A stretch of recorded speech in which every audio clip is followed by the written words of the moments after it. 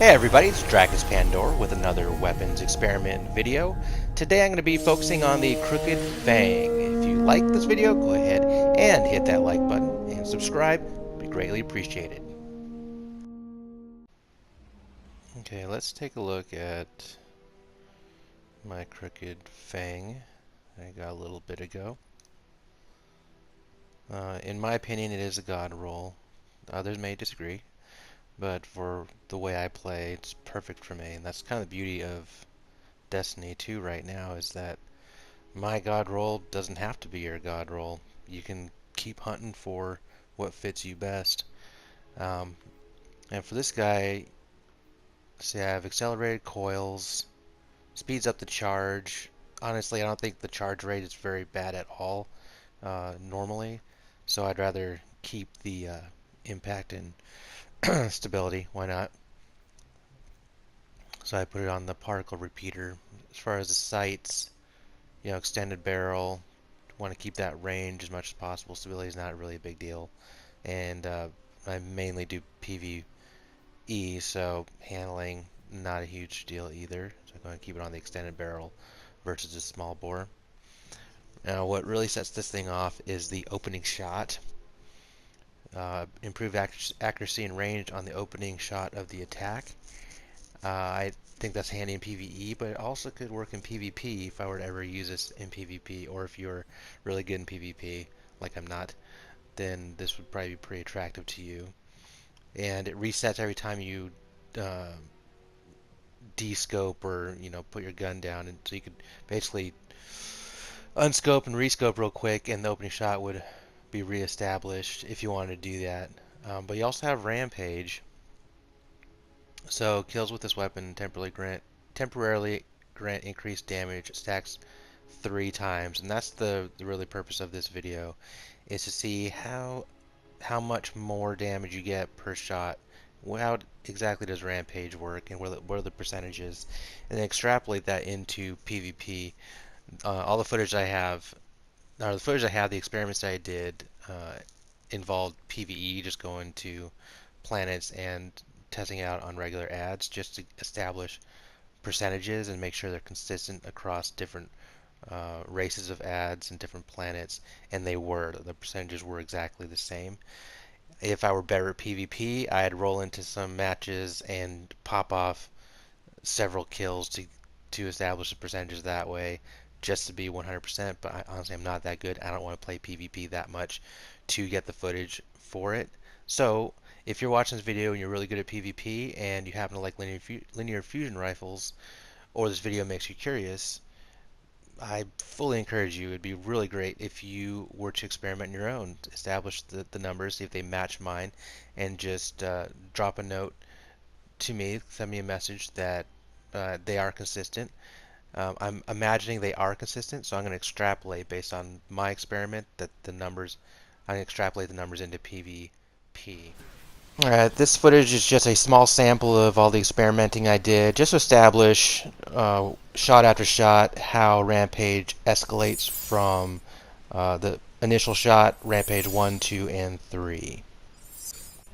And now let's do a very brief comparison between the Sleeper Simulant and the Crooked Fang.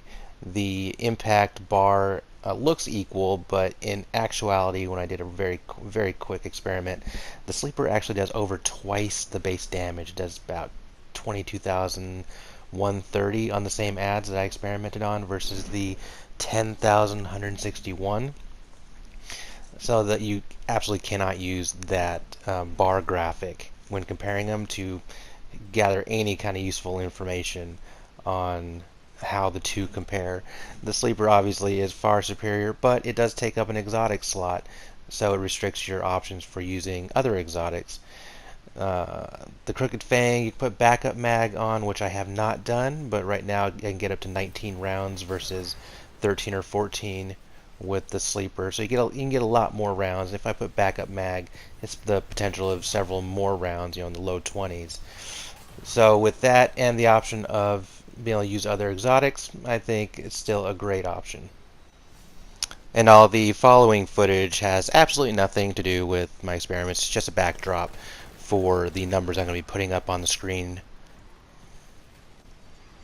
So after the initial kill and Rampage 1 is established, it's an increase of 19.7% over the initial kill DPS. Then if you were to kill a second, Rampage 2 would proc, which is an additional 17.9% for a total of 41.2% over the initial DPS on the first kill. And then if you escalate it to Rampage times 3, it's an additional 17.6% for a total of 66.0% over the initial DPS kill. Now it's time for the extrapolating. Since I don't have any PvP footage, I looked up arguably one of the, in my opinion, best PvP players in Destiny 1 and 2.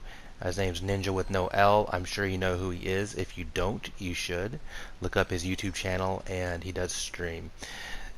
He has some footage in competitive using this weapon and the Quick Fang, and it showed a headshot with a DPS of 414, which would kill you twice over, because the rough average DPS that a Guardian has is about 200. If you're low resilience, it could be slightly under. Like if you're under 4 resilience, it could be slightly under that. If you're like a maxed out resilience, you might be up 202 or 203, but it's right around 200. And then he had a body shot that only registered 166, so it wouldn't be a one-shot body shot kill, but that would proc Rampage. And for the next shot, if he had another body shot, it would be 198, which may kill a Guardian that is extremely low. So it's potential you can get on the second shot a body shot, one-shot kill. If you were to get 2 kills and proc Rampage times 2, then the body shot DPS is 233, which would kill anything that's not in a super. And then obviously if you manage to get to Rampage times 3, it'd be 274. That's kind of a moot point, because you'd already be killing anything that's not in a super. But that does address the next question: what about supers? To estimate these DPS numbers, we have to further extrapolate based on footage that I found of myself shooting someone in the head that's in a super after the nerf to snipers. So there's no, in the footage I use, there's no longer one-hit kills on supers. And when I did so, the normal DPS of 433 was reduced to 155. So basically a headshot of sniper on someone that's in super did only 35.8% of the normal damage of someone that's not in a super. Therefore, if the Crooked Fang does 414 DPS to someone on a critical hit, then if they're in a super, that 414 times 35.8% is only 148. So that would not do that would not kill in one hit. We pretty much already knew that.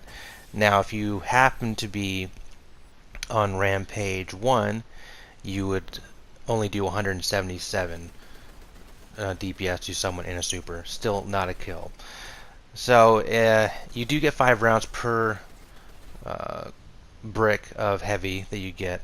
So it's possible that you could be in Rampage times 2, which would give you 208 DPS on someone in a super, which would be a kill. And then Rampage times 3 would be 245, but even someone in a super would be quite dead at that point. So can the Crooked Fang one-shot kill someone in a super? Yes. Is it probably going to happen very often? No. It'd be very, very circumstantial that you happen to would have already had 3 kills, and on your 4th or 5th round with the Crooked Fang and Rampage times 2, you would run across someone in a super at full health and get a headshot and kill them. But it's kind of nice that it's out there, that it's a possibility. So that's about it for this experiment. I think I'm very much looking forward to putting on that backup mag. In previous weapons, it adds about 30%, which would be another 6 rounds, bringing up to a total of 24 rounds on the Crooked Fang. But I've also seen with a submachine gun that it only added 4 rounds from 34 to 38 rounds, which was very lame considering how precious those mods are and how expensive they are to buy.